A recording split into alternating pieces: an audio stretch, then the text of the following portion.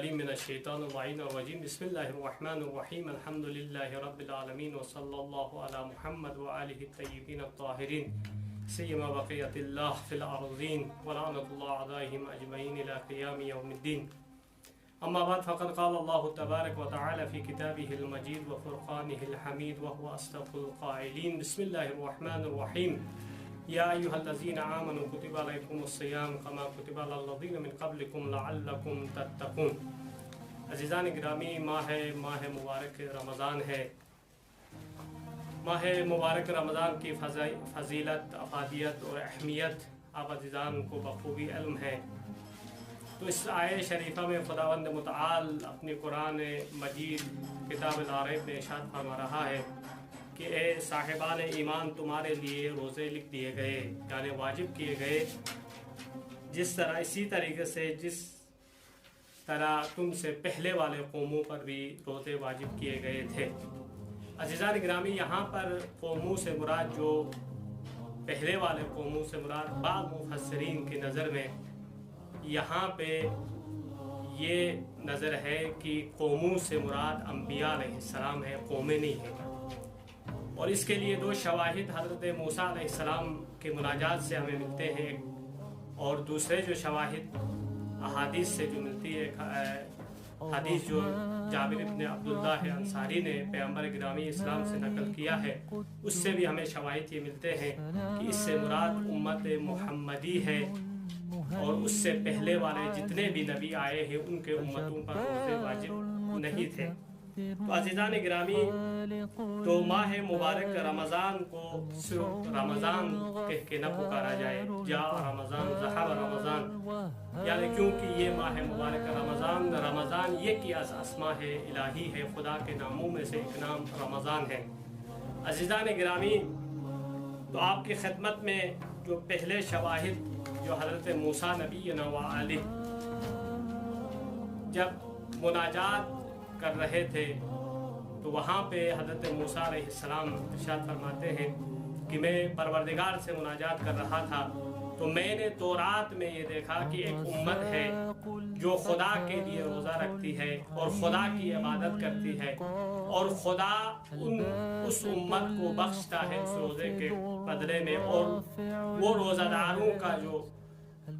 عصر کے وقت جو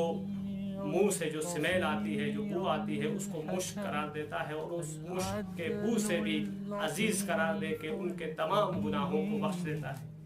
تو یہاں پروردگار عالم سے حضرت موسیٰ نبینا وآلہ سوال کرتا ہے، پالنے والے، کیا ایسا ہو سکتا ہے کہ یہ امت میری امت ہے،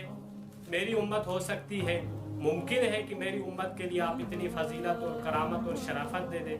تو پروردگار عالم ارشاد فرماتا ہے نہیں۔ موسیٰ علیہ السلام سے پروردگار فرماتا ہے کہ نہیں موسیٰ، یہ امت محمدی ہے، محمد صلی اللہ علیہ وآلہ وسلم کی امت ہے، اور یہ کرامت، شرافت، عظمت جو ماہ مبارک رمضان میں جس امت کے لیے خدا نے قرار دیا ہے وہ امت محمدی ہے۔ عزیزان گرامی، دوسری جو مناجات حضرت موسیٰ علیہ السلام، ایک بار حضرت موسیٰ علیہ السلام نے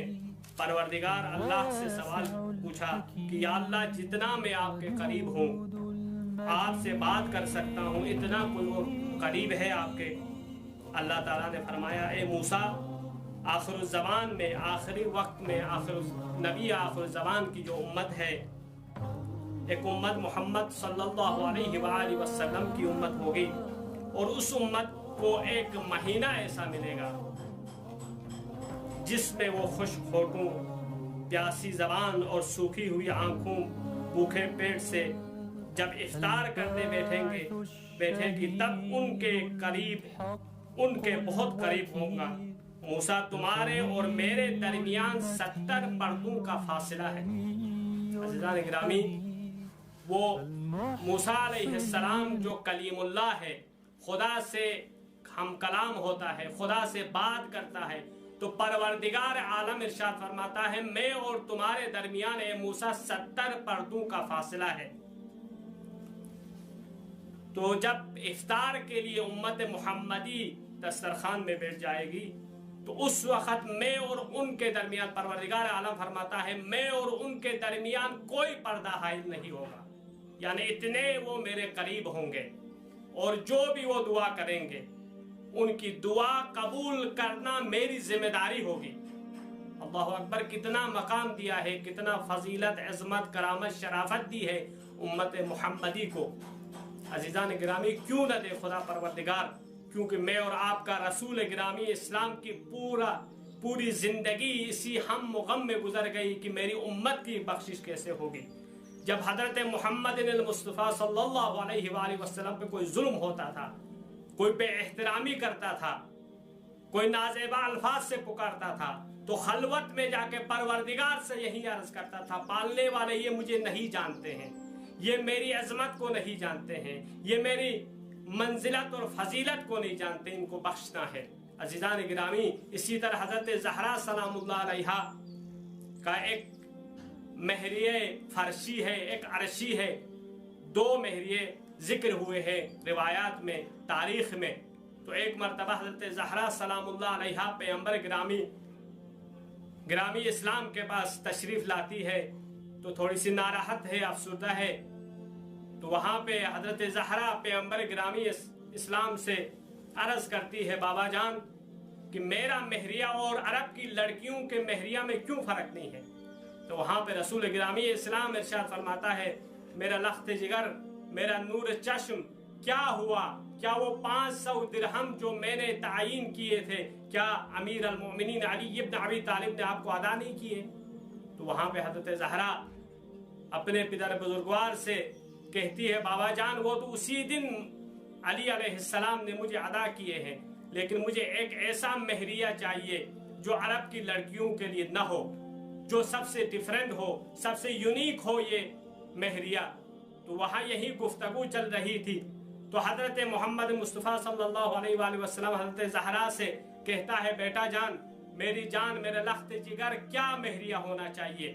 تو وہاں پہ حضرت زہرا ارشاد فرماتی ہے، بابا جان خدا سے آپ یہ مناجات کریں، خدا سے یہ دعا کریں کہ میرا مہریہ آپ کی امت کی بخشش ہو۔ اللہ اکبر، کتنا ہم و غم ہے امت محمدی کی بخشش کے لیے۔ خود رسول گرامی محشر کے میدان میں تمام انبیاء و نفسا کا نعرہ بلند کریں گے، لیکن میں اور آپ کا نبی، میں اور آپ کا رسول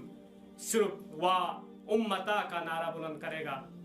اسی لیے پروردگار نے جتنے بھی فضیلت، کرامت، شرافت، عظمت امت محمدی کو عنایت کیا ہے، وہ کسی اور امت کے لیے اتنی اہمیت اور افادیت اور افضلیت نہیں دیا ہے۔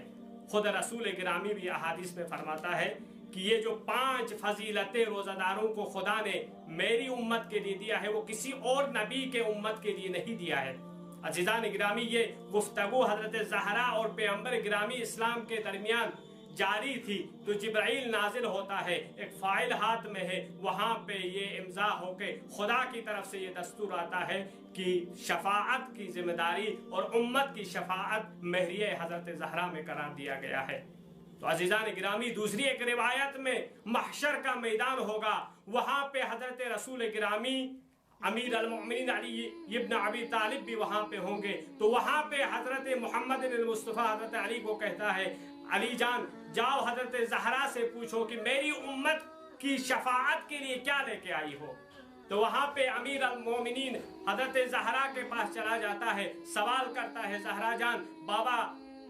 آپ کا والد گرامی رسول گرامی اسلام یہ پوچھ رہے ہیں کہ آپ نے امت کی شفاعت کے لیے کیا لے کے آئی ہو۔ وہاں پہ ایک جملہ عجیب و غریب، ایک جملہ وہاں پہ حضرت زہرا ارشاد فرماتی ہے، کہتی ہے، امت کی بخشش کے لیے میرا بیٹا عباس کے 2 کٹے ہوئے بازو ہی کافی ہے۔ عزیزان گرامی، اسی لیے امام حسین علیہ السلام جب شہید ہو رہے تھے کرب و بلا کے میدان میں، وہاں پہ تاریخ دانوں نے پوری تاریخ کو نچوڑنے کے بعد 3 گھنٹے وہاں پہ خالی ان کو ملے ہیں۔ یہ 3 گھنٹے وہاں پہ مناجات